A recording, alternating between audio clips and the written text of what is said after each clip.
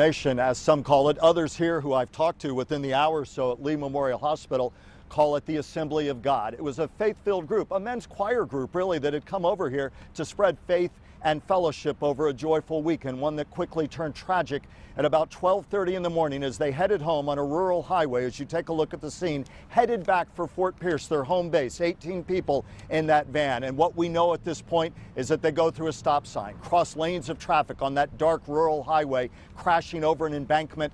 Again, 8 dead, 10 injured. The precise cause of the crash we do not know for certain at this point. We continue to try to find that out. Police converged on the scene quickly, but there was little they could do for so many. Survivors were rushed to hospitals here in the Fort Myers area. Now survivors are making their way home. Survivors here, 4 at the hospital where I stand, struggling to recover. Their loved ones with them right now.